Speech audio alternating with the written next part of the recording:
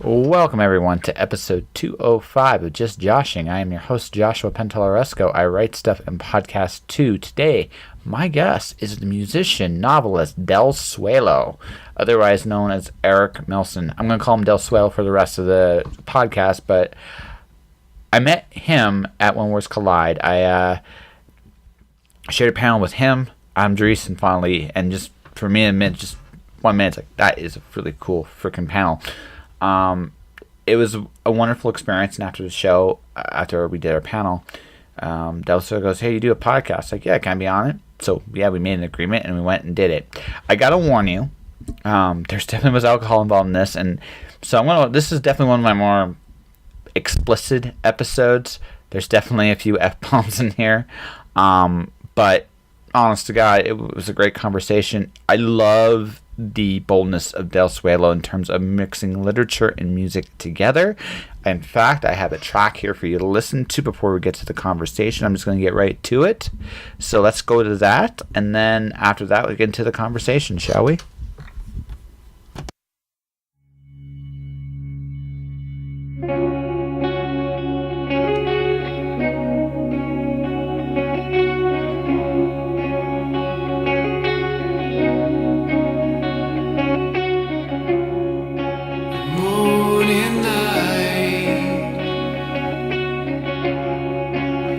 Through the blinds, I think I got 3 hours last night.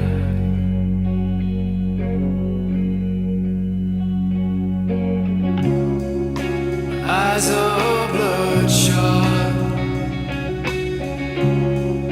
acidic gut rot. 6 more hours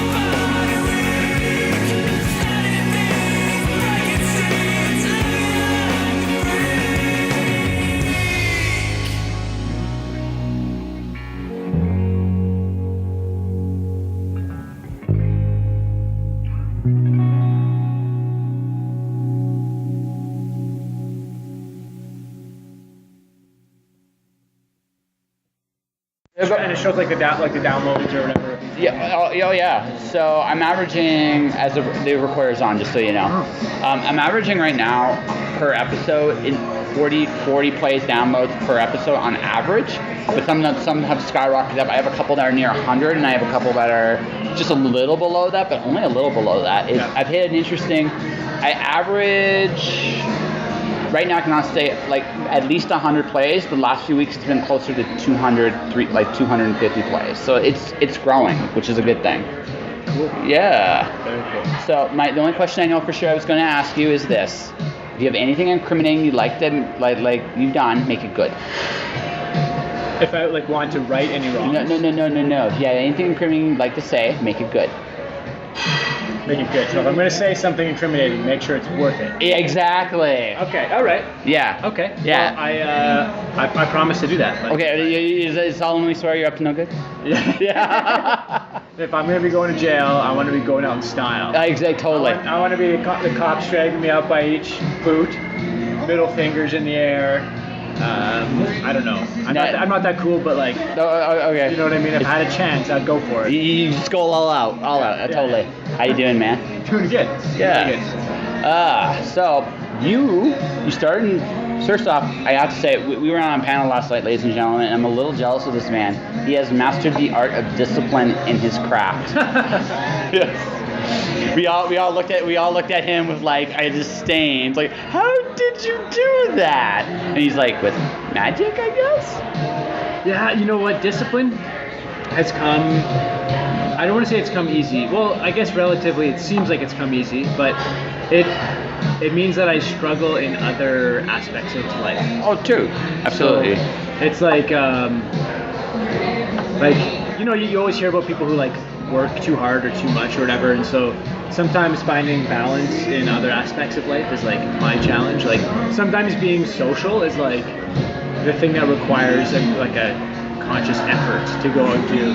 Yeah, no, I understand that.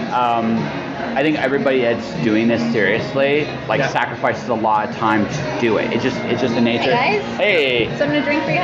I'm good, thank you. Yeah.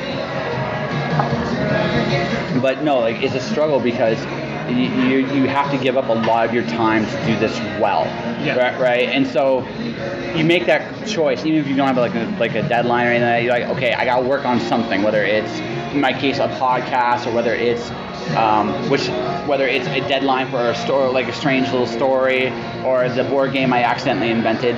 Yes. Yes. So I just kind of just go with the flow. I just keep being creative. I make myself do that because it's the only way. But I forget basic things sometimes, like taking care of myself, right? And that's something like as I've gotten older / wiser, hopefully, I'm getting better at. But it's where I struggle, right? And I think we all have those little challenges in our lives. Yeah. Well, and that's I think the self-care, self-improvement thing is like it's an ongoing aspect of life that I think is very exciting, and in many ways it's what my new book is about. So it's this punk band on tour, this folk punk band on tour, and it's talking about them going from a show on a Saturday night to a show on a Sunday night, and like playing a concert is like, it's a joy. It's like a thing I love to do, and I'm like, I mean, now that the hours of practice have been put in, playing the show is an easy thing to do. Mm-hmm. It's like the fun part of it. But getting like from one city to the next is like where the challenge lies. Yes. And during that 24 hours, it's like people are gonna offer you drugs. People are gonna offer you beer. Like, oh yeah, there's gonna be the opportunity to like make bad choices, like in regards to relationships. And then like, are you gonna prioritize sleep? Are you gonna eat just gas station food? Like, there's all of these things that like are so tempting to sway you from the path. I think what a lot of people fail to understand about being a band, the reason why a lot of people, all these guys are bad influences, sometimes they're bad influences, it's just they put the practice, the discipline, the time in at home, and when they're on the road, you don't have time to really, I mean, you might get the odd day where you can practice, but to be honest, you don't really have that opportunity when you're on the road as much. Yeah. So you set up your show, You're done setting your show at like, let's say you get in town, your show's at 8 o'clock at night. Yeah. You get into town, say at 8 a.m., you might eat breakfast, you set up your show, it's 11 a.m. You got 7 freaking hours to kill. Yeah. That's what you're doing. You are basically sitting there doing nothing. And you gotta kill your boredom somehow. Yeah. That's a big thing. A lot of people can't do it. Yeah. Oh, yeah. It's I think filling that space is where my disciplines come in, because it's either I get into trouble or I'm focused on something. And the only problem with that mentality is like choosing work over trouble means like I'm productive, and like at the end of the day I have something to show for my time. But one of the problems is like the tendency to overwork. Yes.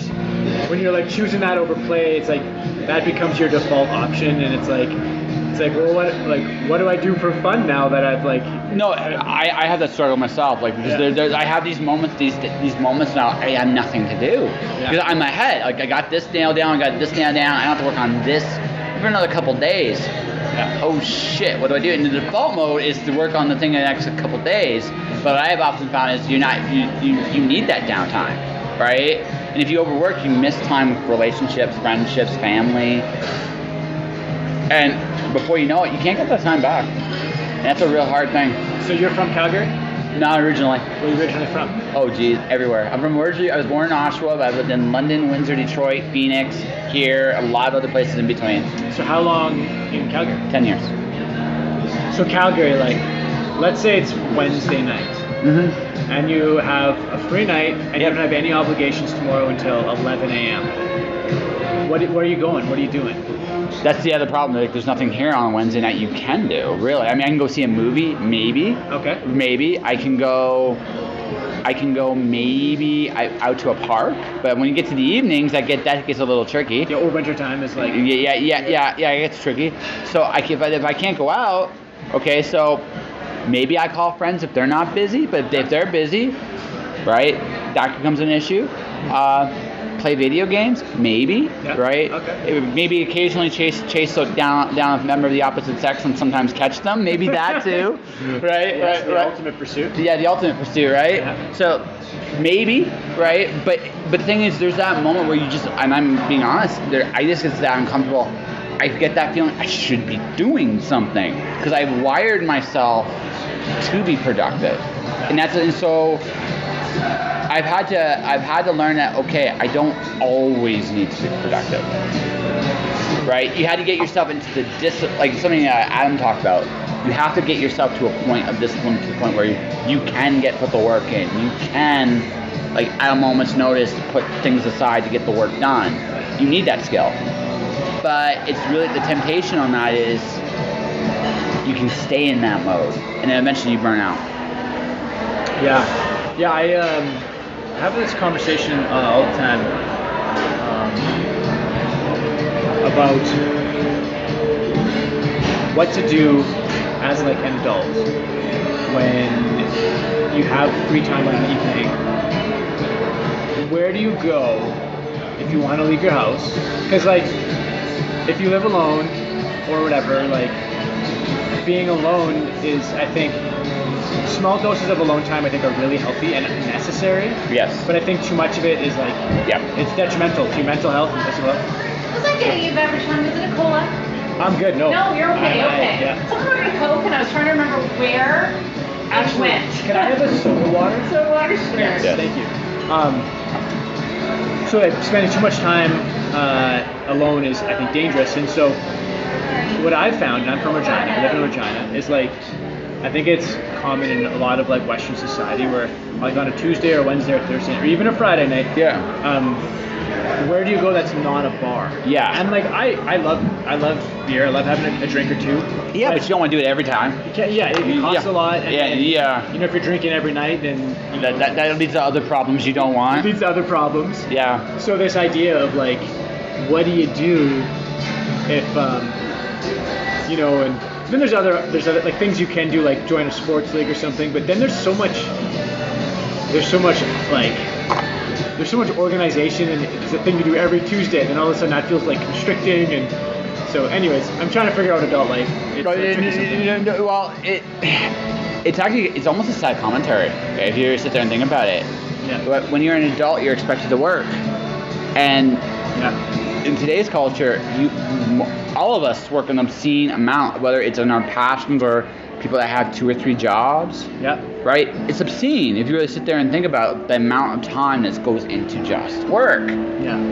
A lot of us don't know how to play, and that's something that I'm realizing this now. Like I live by myself. I like the quiet when I come home is so nice. Coming home to your own space. It's so good. It's so good. But after a couple hours of that, you're like, I'd like to do something else. But what can I do? And the problem is, if it's not a bar, right? And the thing is, I like chasing the opposite sex. I don't want to go to a meat market every time because that doesn't. There's no connection there, right? And I realize that for me, what I really want, this actually what this comes down to, right? When I come home, I get like maybe an hour to myself because I need that unwind time. Necessary. Yeah, right? But after that's done, I don't mind if I'm talking or doing something with just somebody else. It doesn't need to be a big group, but for me, it'd be nice if I don't have to work. Let's hang out and chat. Let's play cards. Right? Yeah, do you know what, like, one of my favorite ways to spend time is like, and it happens so infrequently in my adult life, but it's just like, when you have like, you don't have a big group of people, like maybe like somewhere between 4 and 6 people sitting around and just chatting for an hour. Yeah, that's great. And you see it a lot in like, the old guys in the coffee shop. And they're just like spending an hour being with each other, or people hanging around a barber shop is sort of a classic thing. Yeah. I and like my group of friends, or maybe it's a generational thing, but there's no just space outside of a bar, because conversations happen in a bar, but away from alcohol, where it's just kicking it and letting time burn. It's a really thrilling feeling when you're like a super productive person to just like let it all go. Yeah, no, it's nice, but it's a hard. Again, it's that balance that you struggle at, right? We're in a weird generation in that we're coming to a point where working for somebody is no longer the goal, because everybody can see that the places we're working for, by and large, want to replace you. And that's just the reality. That's just the way it is. Yeah. So there's no long-term future in that. But rent's high, food's high, bills are high. You got to do something to pay the bills, and so what ends up happening is all of us are caught because our times are real money. Like that's what it comes down to. Our times are real money, and most of our time is working, right, on something or another. So the tragedy of our generation is most of us have forgotten how to play, and because of that, right, it's almost a lost art. And the generations coming up after me are losing the ability to talk to each other. So I'm like, and this is because of the tricorder I'm recording this interview on, ladies and gentlemen, because I can talk to you, or I can play Shadowverse, or I can play Hearthstone, or I can play Pokemon Go, or I can do Fortnite, or whatever the fuck else or that distract me. Yeah. So we have a lot of noise, and we have a lot of work, and not much else in between. And that's kind of where it's going, and it's a sad comment. I just think it's sad.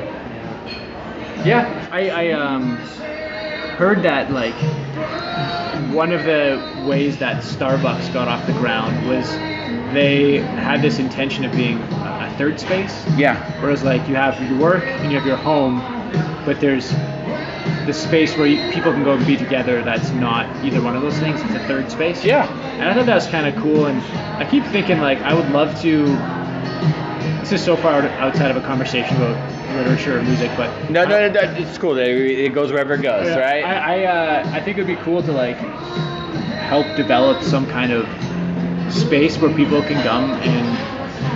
But how do you the problem is, how do you pay rent? How do you monetize on people just do events? No, like here's the thing, right? I would kill on a Wednesday night at 9 p.m. to have a local band come play on a Wednesday night. Now, the problem is I don't want to pay the I don't have the money to do an exorbitant beer tax, right? Because that's the killer, right? It's the I'm paying $10 for a fucking beer, and then I gotta support the band too. What would be really cool is you had like a $5 place, because everybody can do like $5. Yeah. $5. You don't have to do an event every night. Maybe you have a comedian. You might have an acting troupe. You might like whatever the case may be, right? You just show up. There's something that's going on that's a distraction. So a guy like me, who's by nature a loner, can be entertained for a little bit, right? And then for people that have friends that want to hang out and talk, you got something going on in the background. You can do noise, and you're not necessarily getting drunk, which is I think the happy medium there, right? Well, you know what? I've realized in this conversation that like that's why I got into music, because it was the place where I could go hang out and just pass time. And there was like a arbitrary enough event happening that like you'd watch a band for 30 minutes and you'd chat with people. And it was a really nice mix of like, yeah, because you can go alone and there's something to do, or it's social enough but also distracting enough. It's a nice mix. Yes. But part of the problem now is like because the music industry is struggling in ways because of the internet, like the music industry failed to recognize the trends of where they were going into. That's perhaps a more accurate statement, but it seems that like The last time I was in here and asked if you wanted a Coke, you said you wanted something else. Soda water. Soda, thank you. You're welcome. This day is, it's quite a day, gentlemen. My apologies. it's all good. It's all good. It's okay. She's pretty. It's all good. I'm openly honest about I am who I am. That's a great quality in a podcast host. Yes. People want to hear the truth. Well, yeah. People are at home right now and they're like, God, please say something real, please. Well, so once upon a time, I worked for a gentleman that believed in the value of reputation, and while there is definitely truth in that, you should somewhat guard that reputation. Yeah. I have found that if you lead with your reputation, you're on some level a phony. I've determined that for me personally, philosophically, that I don't want to be a phony. So I'm just going to be me. I'm not going to worry about what other people think, because chances are if you don't like me, you're not for me anyway. Yeah. And that's cool. You know what? There's 7-8 billion people on this planet, somewhere between there right now. I'm not for everybody, and I shouldn't be. And honestly, that's fine. It's totally cool. I would rather be me. The people that respond to me come to me, and the people that don't like me, well, that's fine. I probably wouldn't like you either. It's good. It's like, the life, you are free to dislike me, and I'm free to be real. Would you say that you have a fairly defined sense of self? Yes. You know who you are? Oh, totally. Yeah, see, that's what I struggle with. The way it came to me is I nearly died a few times. So when you A few times. There was a point in my life chasing this dream that I ended up starving, and a lot of my teeth were damaged and rotting. I had to do a lot of hard things to survive. So there was this moment. There were two moments I can confirm that I nearly died. One, my dad was there. My mouth had an abscess and it got really big. If he wasn't there, I probably would have died. And most people don't know that one. The one I have talked about in the past on this podcast is I had worked myself to the bone. I was down to about 160 pounds. And I was eating, but not enough for what I was doing to survive. And there was just a moment where I actually saw a specter of death. And it was like one of those moments where do you wish to live or do you wish to die? And it wasn't like a good or evil moment. It was just a choice. When you're confronted by that, you can't hide. You have the ability to deceive yourself in that moment is gone. You don't have time for that. You have time for what is real to you. So in that moment, you find who you are. Whatever decision you make, you find it. And you know what you're made of. You know what can break you. You know what can make you. You learn an awful lot about what you're capable of. And I don't think people fully realize just how much that really is, right? And then it's okay to accept then at that point you learn to accept your failings, your imperfections, your flaws. You see all of, like again, you can't hide right now. So you just see all of that. And if you want to live and move past it, you have to accept who you are. When you said you were chasing the dream, yeah, we're talking about like this, like writing. Oh yeah. Okay. So I got a chance to work with one of my heroes. Who's that? Can't say. I'm not gonna say. This is one of those things. If you know me, you know the answer to that question. Off the air, I'll tell you, but on the air, I won't. All right. So it didn't work out well. Okay.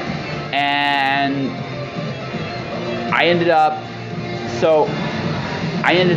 paying a huge price for doing it. But in doing it, I figured, again, I learned who I was.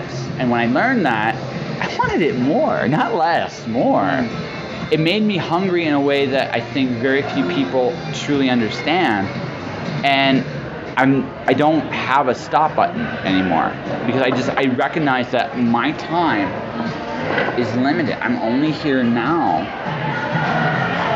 So this is why I struggle with the overwork thing to some degree, because it's like I know I only have so much time. I have to make every possible moment count because I don't know how many of these moments I have. Yeah.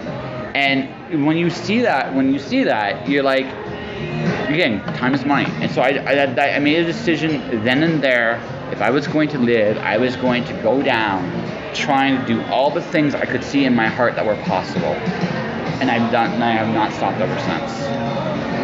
Yeah, that's it's sometimes funny how like the most important things in life come wrapped in like a dark package, I suppose. Like, yeah, you know, I imagine the dark thing about this. You're water, and the darkness that comes sometimes in that package is a glass. What shape you take though is kind of still up to you, which is really that's the difference, right? So this stuff that comes to us, right? It forces us to make decisions about who we want to be, right? And sometimes you're frustrated with who you become because you realize that some people never are going to see it that way, or it's a struggle because I can tell when someone's fought for something, and I can tell when they haven't. And I can see the difference, and it's very profound, and it's frustrating sometimes. So, does that matter to you? Like, let's say you're reading a book from an author, and you know that they've struggled. Does it make it a more enriching experience for you? No. Or do you just like do you like have sympathy for them, or how does it affect? If a writer has struggled I have profound respect for anybody that goes out and does something. I understand how hard that can actually be, right? And the prices some people had to pay for it. That experience taught me that I could no longer put myself in anybody's shoes. Because I could not, I know the road that led me here and shaped me here.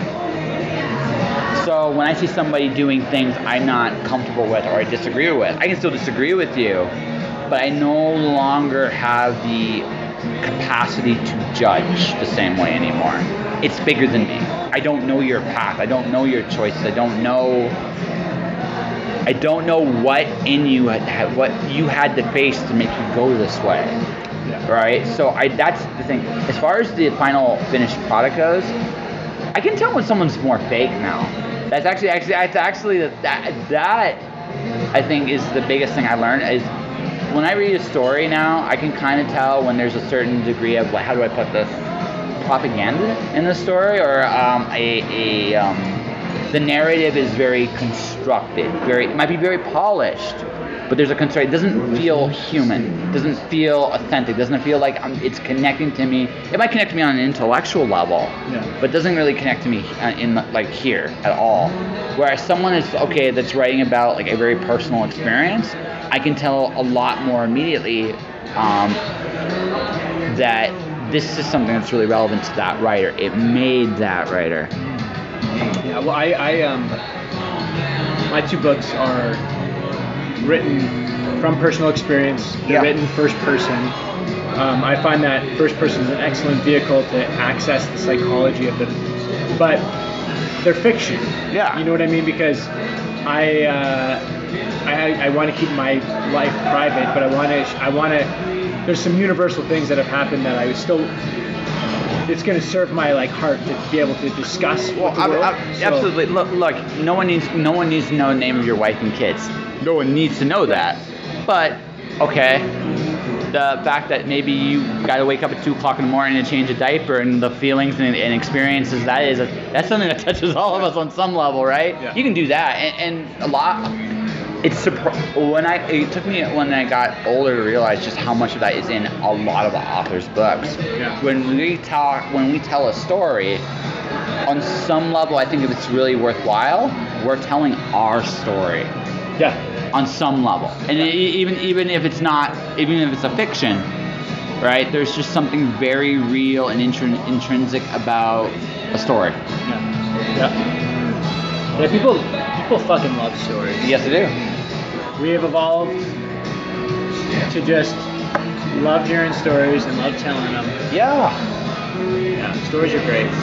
Well, the thing is, we all desire to connect. This is the most interesting thing. Yeah. We desire to connect to each other, and the best way to connect to each other is tell stories, because it's what we have in common that makes us form those connections. So let's say a big publisher came to you and they're like, do you like Joshua? Josh. Pick one. Doesn't matter. All right. So they're like Josh. We're gonna give you 3 months and 50 grand. Now give us the biggest, craziest, audacious story you can give us, and it can break all of the rules. It can be whatever you want to tell. Like what kind of story are you going to tell? Right this minute? Yeah. Okay, so when I do a story, I construct it on 3 levels. The part of the story. So when I did the story of The Watcher, the initiative came from me being sick of working my day job. And the idea that there's more to life than just working for somebody, ironically enough. So there's that one level. Then the next level, I had a boy in a watchtower with serving dragon masters, longing just to see what is out there. And then on the 3rd level, I was the unified world building stuff. So the story I want to tell right now is actually going back to the life and death thing.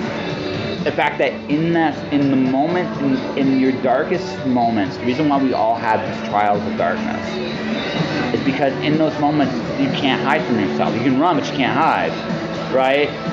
Who are you when the chips are down? Do you wish to live? Do you wish to die?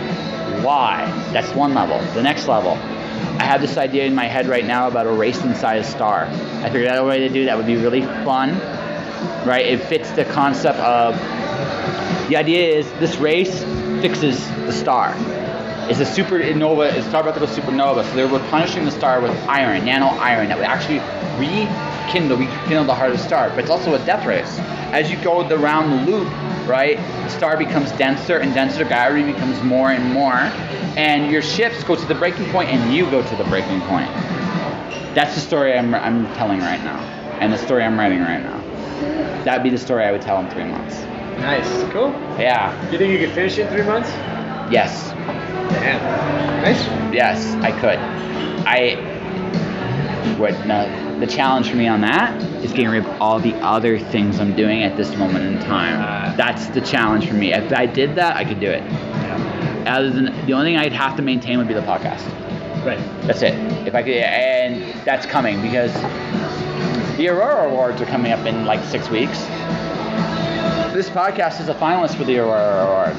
Yo. Whoa, yeah, really cool, huh? So that's my opportunity. So yeah, that's my master plan when I get there in October. Nice, man. Very cool. Yeah. Yeah, that's great. I think it's so interesting to hear about what is going on inside of people, and when you're talking about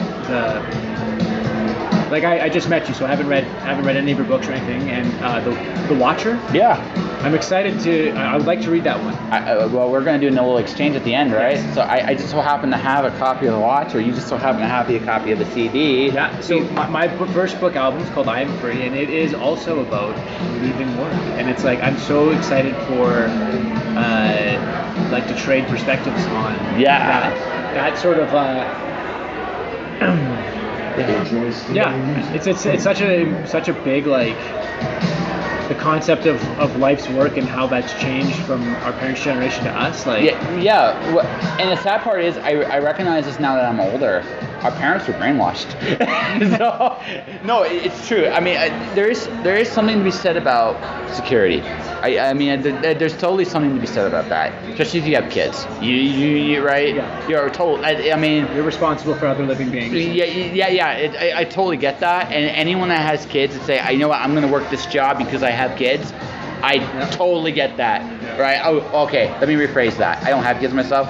I understand the perspective. I empathize with where you're coming from. Yeah. It's actually the way it should be. Right. But on the same token, I don't have that obligation. So at this moment in my life, and so for me, I look at the fact that again, my work's trying to replace me. I already know the end game. So if that's the case, I'm trying to replace it first. Do you ever have these thoughts that like the robots are coming, I just want to go buy a farm and like start growing my own food? Yep. Like I have those probably once a week.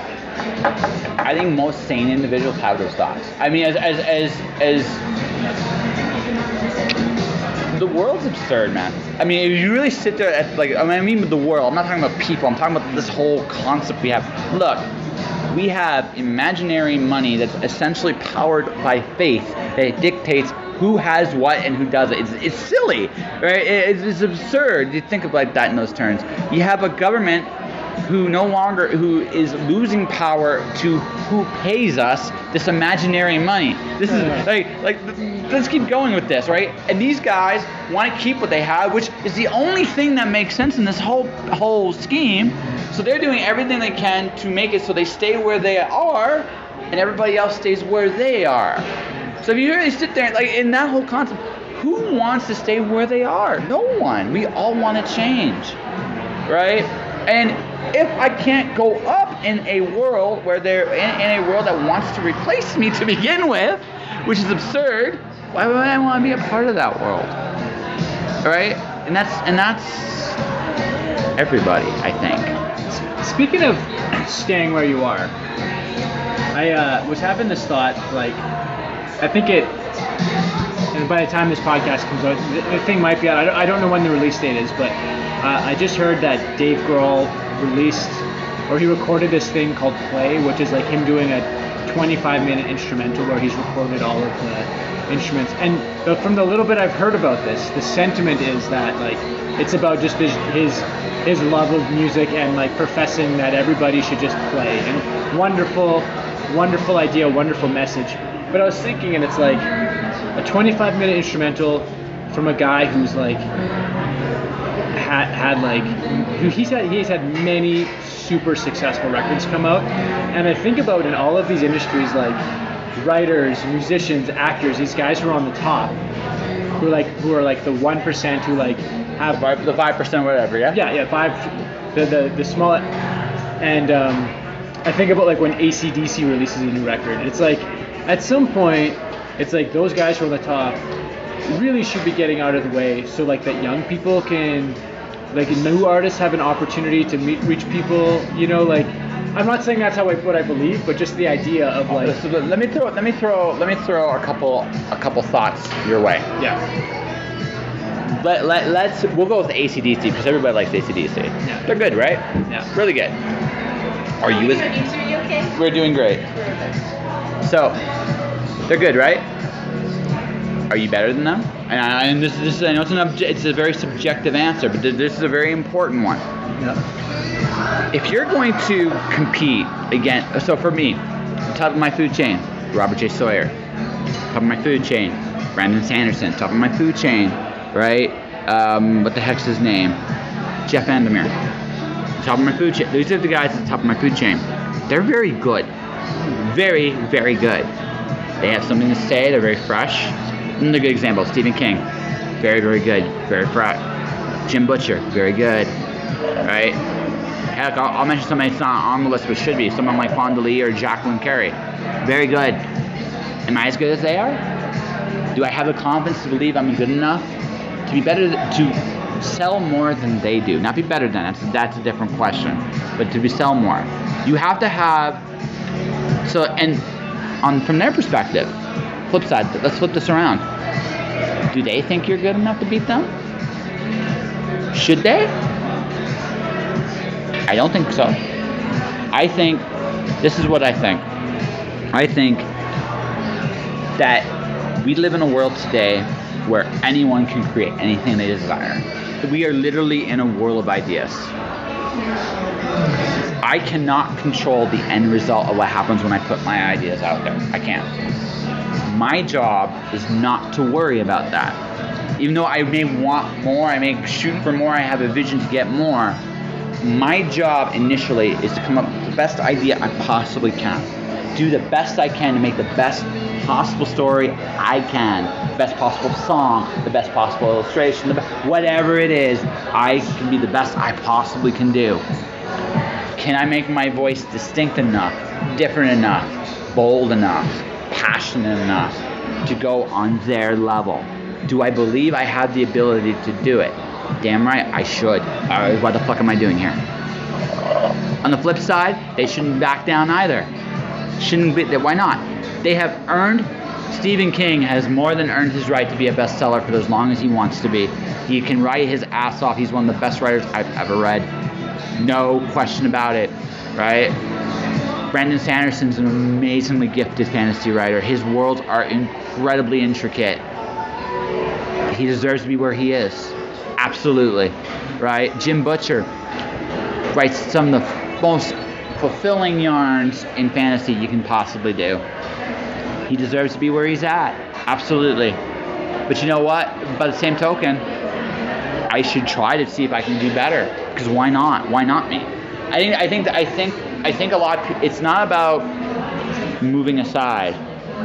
It's about blazing your own trail, whatever that trail is, and seeing who follows you. It might only be 1,000 people. It might be 100. It might be 1,000,000. But there are those guys who they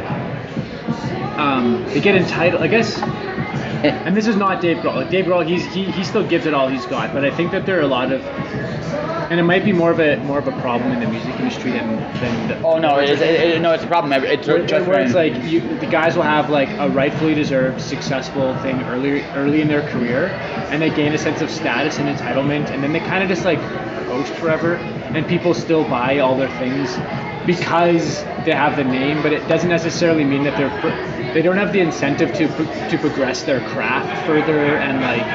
So when do I stop writing? Like I've asked that question myself. When do I stop writing? Right. The answer to that is when I have nothing more interesting to say. I love Ray Bradbury. Ray Bradbury is one of my all-time favorite authors. The end of his life, although forgivable, because at the end of his life, really, he can do whatever the fuck he wants.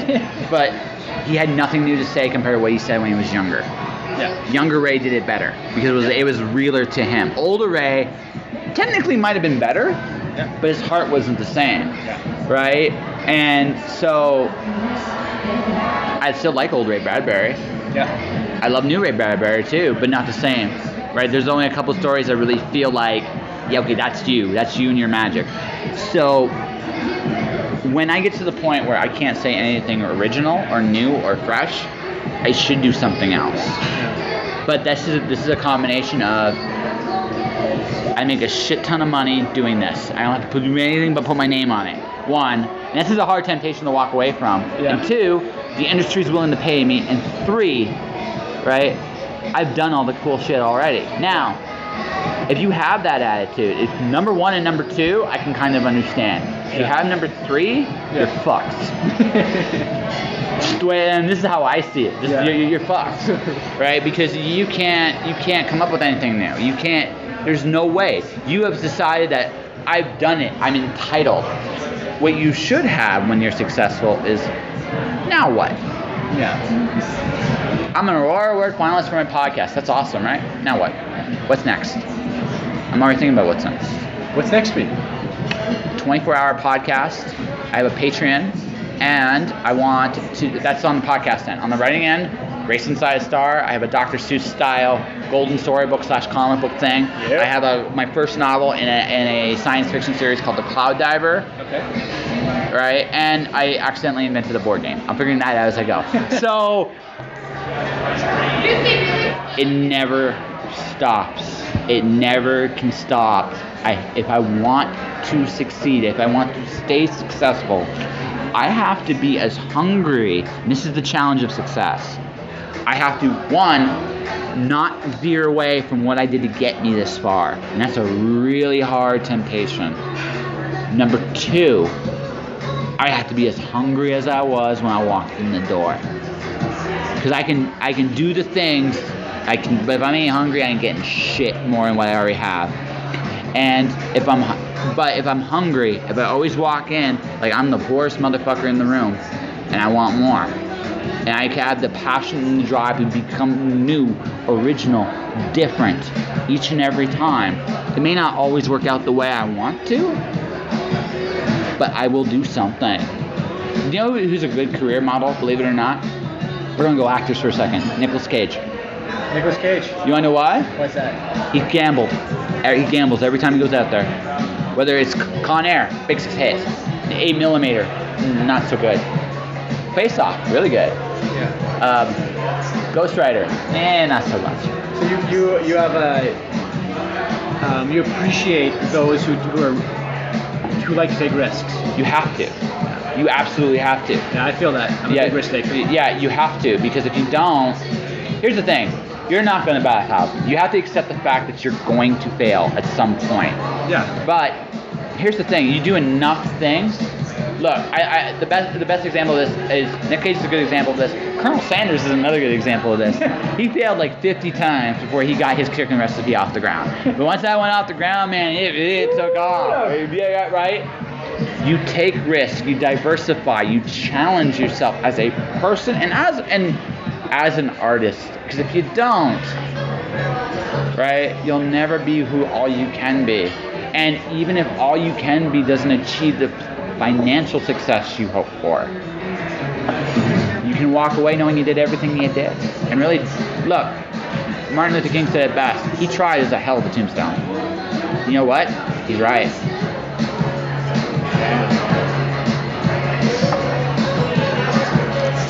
So I you got some twinkles in your eyes there. So yeah, no, it's true. I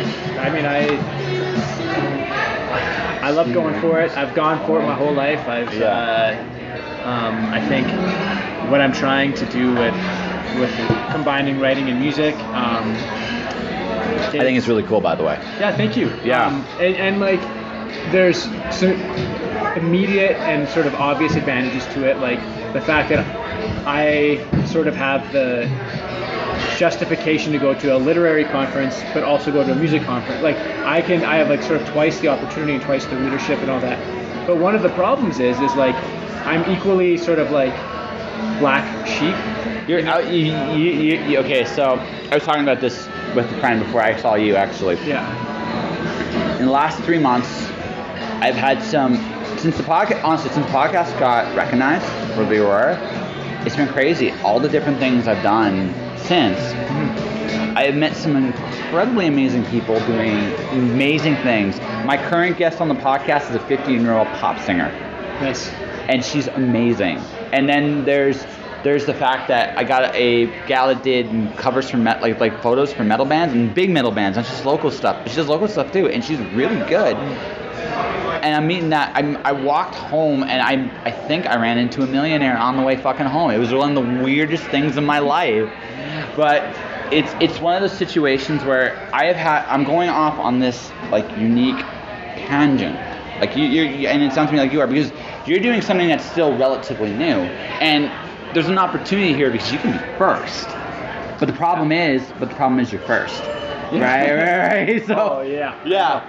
Well, I mean, like sometimes I'll apply for a music festival and I mention the part that like I my projects have a literary component, and then it's like application denied. It's like all of a sudden I'm not a band anymore because there's this extra element. Or even when like sometimes I feel like a little bit of like I'm not a pure author. Like it's because I do other things. How do you define pure? That's funny. But No, I'm just being. Yeah. That to me, I'm amused. Well, I'm very much so. I'm definitely a loose cannon. Yeah. So I pretty much made a decision. I'm gonna go and do all these crazy things in my heart. I'm gonna do. Yeah. And I know that a lot of people aren't gonna understand it. A lot of people are gonna follow. A lot of people are gonna be like, "This is nice." yeah.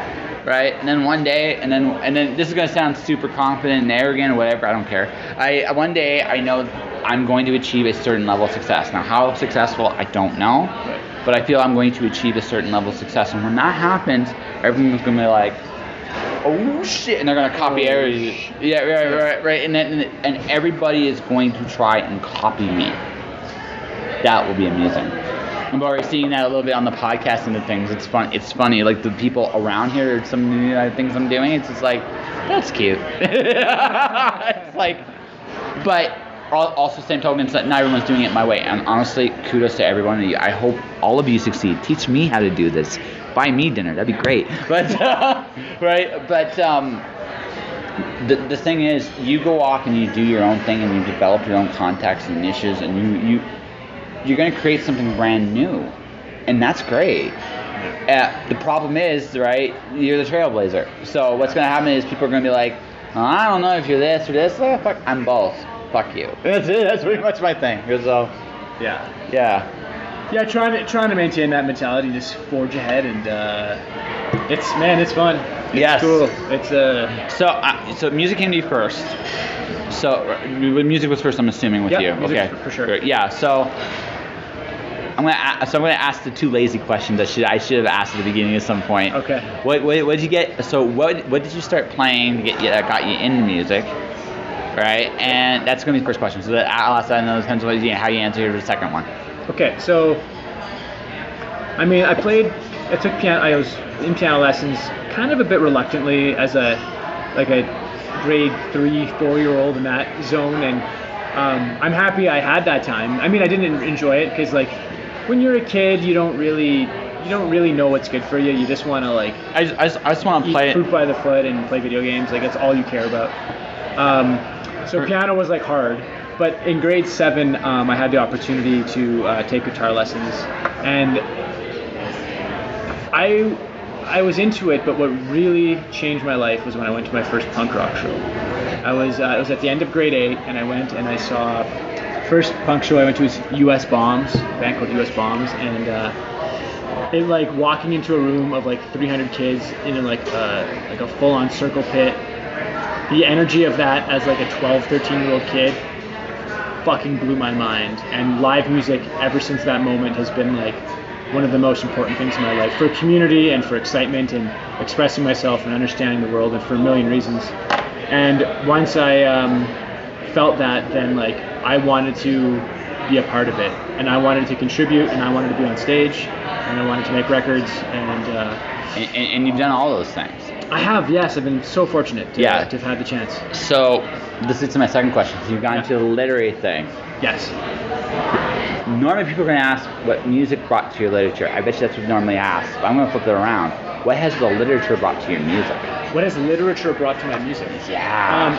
One of the biggest things has been the psychological understanding of like when you do story structure. When you look at story structure, it's like, okay, you want to have like an inciting incident, and you want to have tension, and you want to have climax. And I think that one of the things in music is it's not so consciously dissected.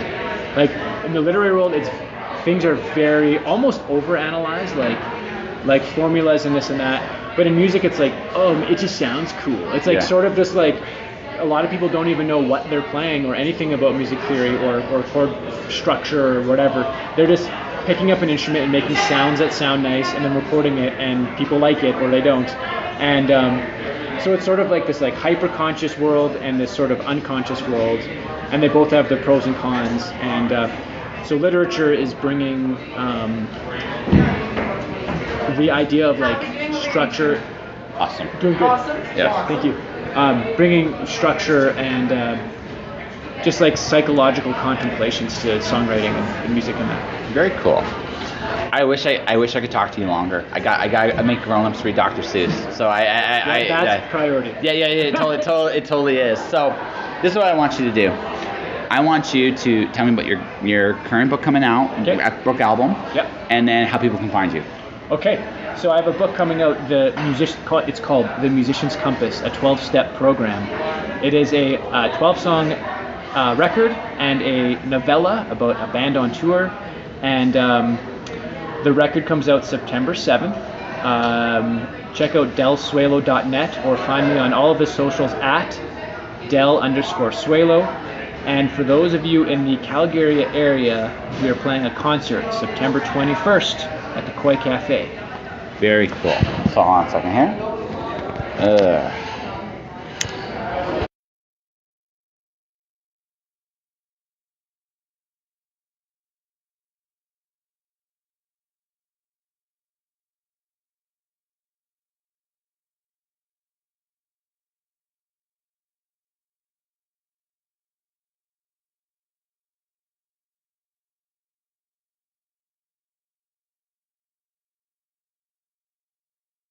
And that was Del Suelo.